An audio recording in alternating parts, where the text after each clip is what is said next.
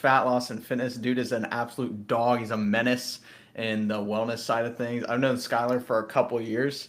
We went through a crazy self development program for men a couple years ago. It's called The Path. With Coach Alan Howard, the dog himself. But I mean, shoot, it's been about I think 2 years now since Yeah. we did the whole thing, and it's like we're just talking about how crazy life really shifts around and changes when you commit to growth, when you commit to yourself, and like when you release the brakes, things really change. Um, so I mean, I'd like for you to introduce you and like what you do, and just kind of like your philosophy around what you're coaching people on, because there's fitness, but there's different elements to it. Yeah, for sure. Yeah, I appreciate you having me on, man. So for those watching, listening, my name's Skylar. I am a fat loss coach, so fat loss and fitness coach, but the majority of clients we work with are more fat loss. And we take a very lifestyle approach that really the foundation is returning back to our roots of how we're supposed to be living, especially with like the development of our society with technology and all the trash that's put in our food. We take like a very different approach of like really understanding what you're putting in your body, how you're treating your body, how you're moving it, and how you can set yourself up for success with that. So, typically when you think of like a weight loss coach or someone in the fitness space, you think of the macro counter, you think of the, hit the workouts hard, kick your body down, chicken, broccoli, rice. But we take like a really holistic approach that is just focused on sustainability and just feeling good and living better than what our society teaches us to live. Let, let's go. So, Yeah. I mean, your journey's been a long time. I'm Hmm. sure there's a ton of lessons that you've learned in the process. Um, one of the hardest things obviously is to like get the habit of correct nutrition, but like what were some of the biggest roadblocks that you found on your journey that stick out to you when you first think about it? And how did you overcome those? Because there's so many solutions out there that you can get lost in the noise. How did you find the ones that really worked, and what were those for those issues that came up for you? Yeah, it's interesting because my diet and how I eat has changed a lot since I'd consider like I started this Yeah. journey. I probably started at like 13. I started learning about nutrition and really studying ingredients and whatnot. Probably in I was like probably 8 to 10 years ago. Um, but really, honestly, the biggest roadblock for me as I was on that journey was separating what's true versus what's normal. Hmm. Like if you conform to what other people are doing and what society teaches you to do, you're basically set up to fail. And so, especially when I was starting to learn about these things, I was in college, but like the college lifestyle is you go out and you drink, you get Yeah. a bunch of takeout each week. Like there's no structure, and it's actually considered weird to cook your own food or to be careful about what you put in your body. Yeah. So that was the biggest roadblock to me. And then as I was learning, I just think it became picking a lane and sticking with it because it really can be so overwhelming. If you start to research things, like you hear people say meat's great for you, you hear them say it's terrible for you. You hear them say veggies are good for you, then you hear them say they're terrible. Yeah. So just like there is a part of just you got to let go and you just got to pick what jives with you and trust your body as well. Like if you're eating something that people say is great for you, but you don't feel good, it's probably not the right move. Yeah. No, for sure, bro. And it's like, I mean, they all have a purpose, so it's like the proteins, the nutrient dense foods, like they're not going to be able to detox your body as well as vegetables in my experience. It's like veggies, all that stuff. It's not a nutrient sustaining thing. It's not going to keep you going forever, but it's like the best detoxing mechanism. And it's like once you clear it out, then you replenish with the nutrient dense side of things, which is the protein. It's I think it's goofy when you see people like arguing about, hey, like this side or this side, what should you do? It's like a cult. When it's like reality, you need some balance in some Yeah. way, Yeah. right? So I'm sure like your philosophy is similar to that. Yeah, it is. And it's like you want to take an approach to cutting out the trash that because you look at half the food in the grocery store, probably closer to 90%, and it has ingredients in there that didn't even exist 25 years ago, which is such a crazy thought. Like it literally did not exist. It's a brand new thing that people have just meshed together in a lab. But from a sustainability standpoint and balance, like there's going to be times where you eat some of that stuff. Right. You want to keep it to the minimum, of course, but like there's going to be times where you can't get so anal about things that you're stressing out if you're going out to eat, knowing that they're cooking in seed oils or Yeah. knowing that they're adding ingredients in there that you don't want to consume. So it's like your body, it's really capable of handling these things in small amounts. But if you're overloading it with these things day after day after day, that's when it becomes an issue. So how do you think someone who's a beginner, how do they build up to the point where they're able to eat intuitively? Right? Because it's like I talk about all the time, intuitive eating, but at the same time, a lot of people's intuition is just jacked up. Yeah. So it's like your intuitive eating is going to get you to McDonald's drive through. So it's Yep. like, what do you do about that? Yeah. Step one's eliminate the BS. Like even if you can't fully eliminate it, get rid of most of it, because a big part of why we can't listen to our bodies anymore and what they're telling us is because of the ingredients that they're putting in our food. Hmm. Like companies have entire departments now dedicated to researching ingredients that chemically hook your taste buds, that shut down your fullness hormones. And so if you're eating a lot of this processed stuff, you're going to feel like you're hungry when you're not actually hungry. Yeah. Yeah. And So so if you what? can get rid of it, you go a little bit back to more of your center of, okay, I now feel hungry, I'm going to eat. Or right now I'm not hungry, so I don't need to eat. Yeah. Yeah. So what's your checklist? Um, because something you see, obviously a lot of people are not aware, is what is in our food and all the processes going on. Like, what's your checklist that you look for when you are buying foods? Like, what fits your criteria, and also like, what are some things that you see that you wish other people see? And, like, how can you help them see that if you can like give Yeah. them the awareness? Yeah, I would start with just listing out the ingredients that you want to avoid. Because the cool part about this philosophy is if you get rid of ingredients, you're not eliminating any sorts of foods. Like you can find cookies without those ingredients, or cereal, or brownies, or pasta. And so, like the three big for me is added processed sugar, seed oils, which would be canola, sunflower, soybean, even Mhm. like peanut or sesame, I'd keep to a minimum, and then enriched wheat flour, because that's a super, super processed flour. If you can get rid of those three, immediately your body's going to give you a big difference of how it's feeling, and you're going to eliminate a lot of those other tiny ones that are also on that list. Because Yeah. it's like if they're putting in seed oils, they might also be putting in artificial flavors. Yeah, dude. Or And if they're putting, yeah, yeah. Yeah, like a huge rule of thumb is not to cut you off, like I mean if you can't pronounce it, you probably shouldn't eat yeah, it. yeah, Like acesulfame potassium or sucralose, like even though it's approved, like these things are so bad for your gut microbiome, and that's what leads to like inflammation, and the inflammation leads to keeping on the extra pounds. And it's like, there's been this massive approach. I don't really spend much time in the fitness side of things anymore. Like when I started, I was on Fit Talk, but as you go deeper into it, fitness really is that like gateway drug and the red pill into overall health, right? And so like as you go deep in, you start to see how much all these things affect each other. um, and so fat loss isn't just this like you take out calories and you lose fat. Like that'll definitely help, but it's like how do you sustain it? So it's like if you're talking to someone who they're on this journey of trying to lose the fat, like get shredded. Maybe they're not even that fat, but they just want to get those extra pounds off and get aesthetic, but be able to maintain it without hating their life at the same time, having the energy, feeling good. Like, what are the three most important things they do? If you could give like a step by step, it'd be cool. yeah, yeah. That's fire. That's a good question. So nutrition's always the most important. So I would just start by getting rid of all the processed ingredients. Like the macro bros don't agree with that philosophy because it's just like, well, you got to cut calories. But if you cut the processed ingredients, you're cutting calories and you're also returning your body to its natural form of hunger. Like you look at people, there's pictures and videos of people in the 50s, in the 1950s, and almost no one's fat. Like Mhm. everyone looks fit, and these are people who still have office jobs that are sitting all day. So it's not like they have these insane active lifestyles, but because they're eating real food that's existed for thousands of years and beyond, like their body responds very, very well. If you do that and then you add in some fasting, it's like the ultimate hack. You got to make Mhm. sure you're eating enough, like you're not starving yourself and then adding in fasting.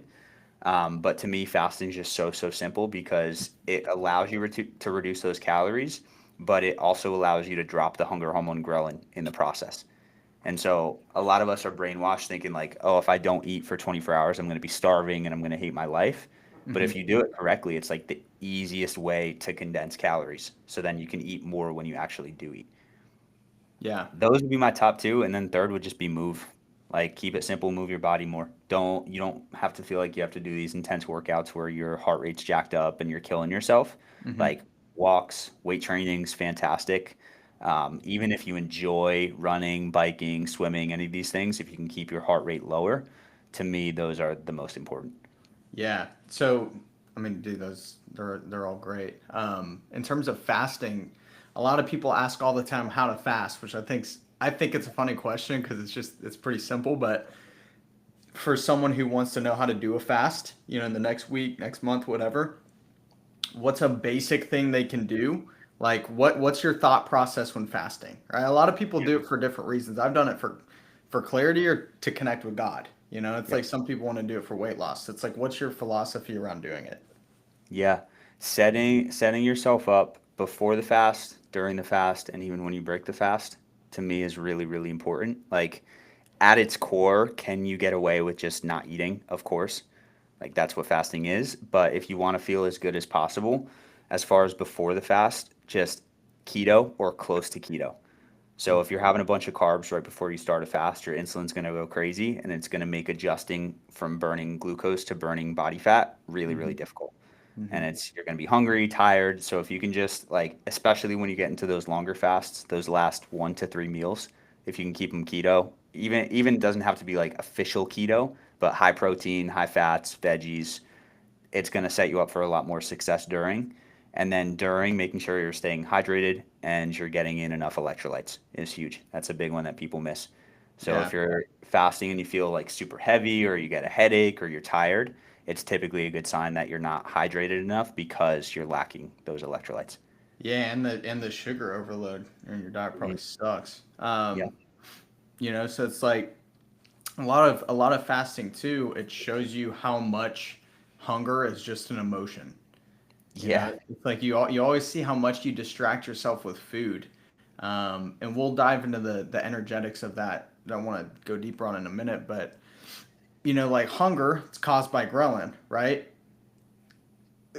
So many people have horrible sleep, right? And they don't talk enough about sleep in terms of fat loss. It's literally like your own pharmacy at Hmm. nighttime, right? Like you're creating that. So it's like how do you optimize sleep and how do you reduce hunger? Sleep obviously goes into it, but how do you minimize the amount of ghrelin that is going through your body and being produced? Because that is the thing that always leads to you being tempted.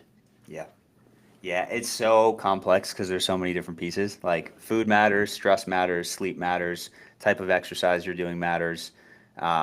Even just like as simple as like the relationships you have with other people and that dynamic can make a difference. Hmm. But what I would say is as far as sleep goes, like having some sort of routine at night, getting off the screens is like the most important in my opinion.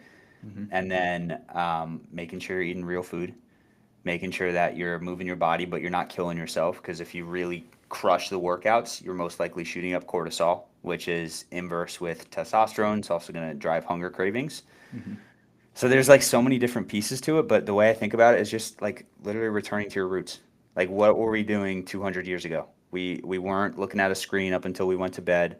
We weren't doing these like hit workouts or going for long runs. We weren't eating these processed foods. Like we were just in tune with our circadian rhythm, with the cycle of the earth, and things just worked out because of it. Yeah. So basically, like the biohackers are wasting their time. And you just gotta go out in nature. It's literally, yeah, it's biohacking is a way to mimic nature. Like think Yeah. about it. Sauna, cold plunge, it's like if we're outside, we don't have air conditioning or Yeah. heat, the temperature's fluctuating. It's funny. It's like we're creating something to negate our own creation. Yeah. It's like we're trying to Yeah. cancel out what we made to go back into nature, Yeah. So right? true. From the So comfort of our society, you know? exactly. It's like we build it, and then it's like we have to get away from it to maintain our health. Yeah. So it really is. it's just jacked up, you know, and that's like you can cut out the middleman of all that stuff. You'll save thousands and thousands of dollars in time and figuring things out if you just go out in nature, if you live a holistic lifestyle that's nature driven and focused. Like you just save yourself so much time and so many headaches, literally. Yeah. Like your headache's gonna go away too. Yeah. You know, you're gonna be fueled right. So Yeah. um but yeah, so we were talking about the hunger thing and how that's an emotion. Let's go a little deeper into it, right? Because there's a lot of focusing on the surface level with like the nutrition, the movement, all that stuff's great. But what nobody really talks about in the health side of things is how much like emotions and Yeah. energy plays into that. And that's where I know you're extremely in tune and a big part of what sets you apart. So me and I'm sure everyone else would love to hear what is your idea around energy in terms of how to optimize it for your health and also like how to overcome emotional blocks because we don't realize like how much carrying the weight of the world can drag us down and put pounds around our waist, Yeah. right? So it's like what's been your experience with emotions clearing that out and just like kind of walk through your journey. Yeah. This is going to be the first time I'm expressing this out loud, so this is going to be fun. Of course. So my belief of how this all connects and works is that when we're born, we're made in the image of God, right? And so we're born and we're as close to perfect as we can possibly be. And then we begin to be influenced by the world. So whether it's childhood trauma, whether it's parents abusing us, friends, even like tiny little things of like tripping and falling and bruising your knee, we then have these inputs that create what a lot of people would call trauma. And it doesn't have to be like extreme emotional trauma, it can just be these tiny things. And our mind has its conscious side, which is what we're aware of, our memories, our thoughts, like this is what we know. And then it has a level deeper, which is our subconscious. And so if we have these inputs that are they go into our conscious, but then our conscious forgets them, they're still stored in our subconscious. In a way, I just like to think like the subconscious is the body. Like the body Hmm. holds whatever our subconscious has. So if we have stress from our childhood, we may not remember it, but our body remembers it. Yeah. And so when it comes to the emotional side of things, and this is a reason I love fasting so much, is we're so taught to just numb or avoid the feelings, especially us guys. Like we can't Hmm. show emotion, we can't cry, we gotta go out and just like take it, right? Right. But what happens is like we store those emotions, and instead of what we're meant to do, which is sitting with them and processing them and feeling them, because that's how we get them out. And I believe, like I really do believe that when you have unprocessed emotion, it impacts how you show up on a day to day. Like if For you sure. were in an embarrassing situation as a kid in a group setting with your friends, let's say, and you don't process that, you're more likely to be embarrassed in the future when you're in a group setting.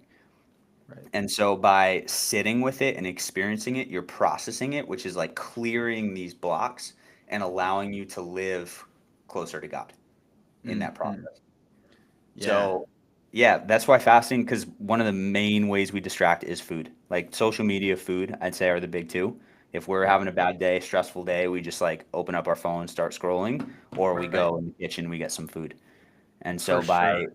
removing that, we have an opportunity to like experience it and actually process it. So this is a question I get all the time. That is amazing. How do you sit with an emotion? Yeah. Right? Most people like when they meditate, they're like, I don't know what to do. And I'm trying to like, how do you sit with an emotion and actually allow yourself to process it? Like, what does it take? What is your mind doing? And what's your mentality and your awareness focused on as you're going through that process? Yeah, that's an awesome question. I would say you're bringing awareness to a physical sensation. Like that's how I describe it because it is emotional, but typically when you're emotional, like if you're stressed, you can feel it in your body. If Hmm. you're anxious, you'll probably have a pit in your stomach that you can feel. And so that's the association I make is like if something feels heavier or even just different, there's just something there that isn't just like complete relax, complete calm, then my focus is like how do I dial into that? How do I enhance that? How do I experience that? And a lot of times that's really uncomfortable. Like if you've ever had like a fight with a significant other and you walk away, it does not feel good and you just Mm-mm. want to avoid that. But if you can just like sit with it and experience it, it may not feel good, but it'll feel better as you start to process it. For And you'll sure. definitely come out the other side better too. It's tough, bro. I mean, Yeah. you literally have to be willing to go into the valley of the shadow of death, and it's Yeah. like it is so unconscious that you don't realize that your entire life we do come in this pure state, and it's like when you hear being born into sin, it's like sin is separation, it's missing the mark of the truth, right? And so it's like even our parents, they're unintentionally living life because of their parents and how they Mhm. grew up in a way that affects how we view the world. And so it's like it leaves those emotional imprints and situations on us. And even just like being at the playground and a kid is talking to you and they're like, you can't swing on the swing because you're just not good. You're never going to go high enough. And it's like, well, you wonder why you limit yourself in life, Yeah. right? You wonder why you get stuck at a certain level because every time you get high, you come back down, right? You're not good enough for the next level, right? It's just the little tiny things like that we get stuck. Um, so yeah, like you said, you were doing this meditation challenge. Kind of walk me through that, and you were taking the deep state too, right? Yeah. Yeah. Yeah, Yeah. I want to hear Today, about the experience. yeah, it was crazy, man. I on day I want to say it was 3, so I'm doing 7 days. I actually ended up falling asleep during one, so I'm extending it to 8. Today's the last day. 2 hours a day, and the intent is just to sit there, Yeah, like process. I keep a journal next to me, so if anything comes up during it, I can write it down. But it's hard, man. Especially, I'm not doing it in the morning or night because I don't want to fall asleep. And I'm like doing it in the smack middle of my day. It's like I have all these things I could be doing, I want to be doing, but I'm just gonna force myself to sit here and sit with it. And day 3, I had an incredible transformational, just crazy experience that I messaged you about. And it was basically where I was able to sit with this energy and process it. And just like my body was twitching, I was crying, like just these things came up that I didn't even know I had. And then there was just like a peace after I processed it. And the crazy part, this was day 3, is I have not wanted to meditate at all since then. wow. Like at all. And I think my body's just saying like, "Hey, we process what we need to process, like give us a break. Like we'll get back to this emotional side and the emotional work for in a little bit, but like for now you're good. Like take some time off." Yeah, So I've yeah, still I been feel doing that. them, but they've been a struggle. Like sitting there fidgety, getting up, like it's tough. It's refreshing to hear that. It's tough. When I went, dude, I went to Joe Dispenza about 2 months ago, right? And so like I probably did 30 hours of meditation total throughout that week. It was 7 days. One of them was a 5 hour meditation at 4 a.m. Right? Had a full out of body experience. Pineal gland ripped open. It felt like a literal laser coming out of my head, like a rhino of light. Right? And there's just like wildest stuff going on, processing so many emotions facing my entire life. And um, after that too, I was kind of like burnt out on it, Yeah. but it's like your body gets this state, like you can see it from an energetic point. You're like stretching your body so much. It's like a rubber band. If you keep going, it has to come down a little bit or it's going to Yeah. snap. You have to like get the tension out over time to be able to hold that new state. And so it's like that ebb and flow, it translates over to fitness and weight loss and all that stuff too. Is like you can't always be 100% on top. Like there has to be periods of rest. Hmm. And it's like the rest is more important than the actual movement. The recovery is the most important part. Um, so yeah, man, I really resonate with that. And you can see too, like with the energy side of things, I bet like your clarity now to do what's in front of you is like more like, do you just feel like more natural when you're doing things? Do you feel more motivated? That'd be a good way to put it. I've had a couple emotional experiences like that in the past, and it's always very subtle Yeah. shifts. And it's like I don't even realize it. Like it's kind of like you lose that version of you when you come out of it. Because if you're trying to change something and you're always referring back to what you're trying to change, it's still a part of you. Mm. But processing emotions like this feels like you're just getting rid of that piece, and it's not who you are. So it's always like very subtle things that I have to notice. I haven't picked up exactly what it is yet, but as far as like inner peace and just showing up, I do feel more consistent in those areas.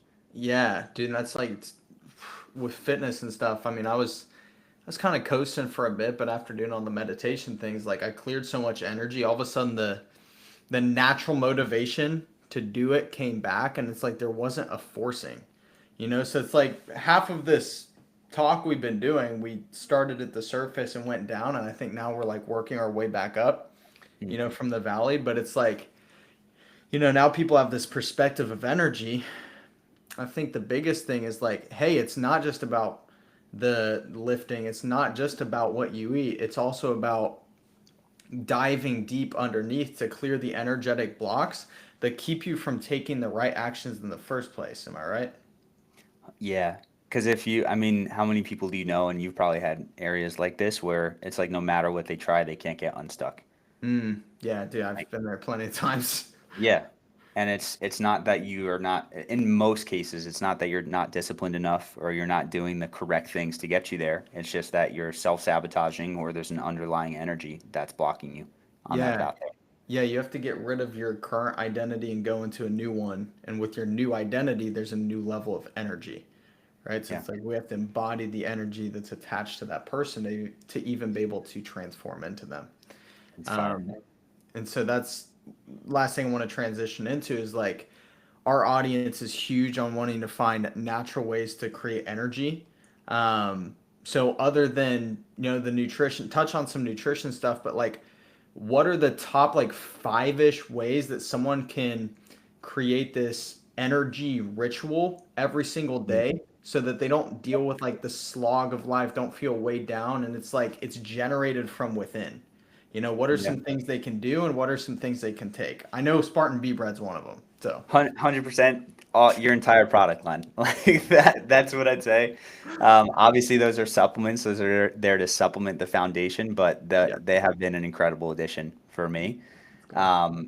It really is the pillars of health that'll get you there to energy. Like if you're not sleeping enough hours or high quality sleep, if you're filling your body with processed garbage, if you're not moving enough, or maybe even you're moving too much, um, those are the big three for me. And then I would say breath work has been a really important part. And it doesn't even have to be like you sit there and you do a practice, but even just like paying attention to the quality of your breath as you're Mm. sitting down looking for energy or you're trying to be productive. Instead of just like shallow breaths, like really getting oxygen into your body. To me, those are the biggest. I mean, sunlight is a huge key over time.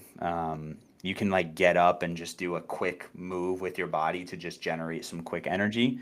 But to Mhm. me, it's about the slow game. Like it's the foundation that you're building over time instead of just like a quick ritual to give you a 20-minute boost of energy. Yeah, you want to build up that reserve for those days that you do feel off. It's like you have that extra fuel to go off to. I love the breath work side of things. Not just like the way you said it though, because it's like really like as conscious as you are of your breath, that's going to determine the quality of your life for sure.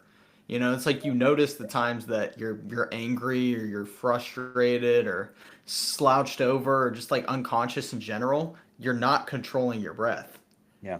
right? It's like when you're not controlling your breath, you're not cycling energy through your body. And like through this whole discussion, we've talked about how important energy is to do all the things you want to do. It's like energy isn't something we just seek. A lot of people want something to give them energy, but it's like you are energy. That's the paradigm shift. Yeah. It's like how do you tap deeper into yourself and you unlock the energy that is naturally there? And that's the key. It's Um, so true. We have it's called piezoelectricity that your body literally generates it when you move. So mhm. like the people, sometimes someone's laying on a couch and they're exhausted, and all it takes is literally just getting up and moving a little bit to generate that energy. Because we are energy. Yeah.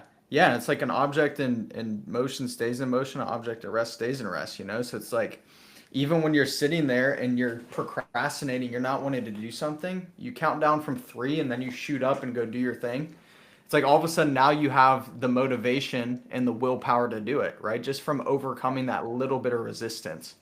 you know? So it's like you can really look at the gym as a metaphor for life. It's like, hey, the more resistance you feel, you just got to really get through it. And all of a sudden, the reps will feel a lot easier, right? There's that first rep always feels the heaviest because it's liftoff, you Yeah. know? But it's like Yeah. once you get the movement, then you're flying, right? And I So, like that. I like that analogy too, because it requires rest when you're lifting too. Like exactly. that, It's like up and down. you restrict or constrict, and then you relax and contract. Yes. Um, yeah, that's valuable. Yeah, yeah, it's working from like the physical to the spiritual and vice versa, you know, and that's really what holistic wellness is. It's like it all goes together and you got to do both. But when you can start on one side and get to the other and go back and forth, that's when you really start to get the results. Yeah. Um, One more thing I wanted to get in for you. So a lot of our people obviously they take the Spartan Bee bread. What would you recommend they do? Like, how would you say, hey, this is gonna be most optimized for you if you do it in this way? Like, what Mm. would be your ideal routine someone incorporates it into to get the best results? Yeah, I just typically do it when I have my first meal of the day. And then if I feel a little extra tired or I feel a sickness coming on or something, I'll pop two.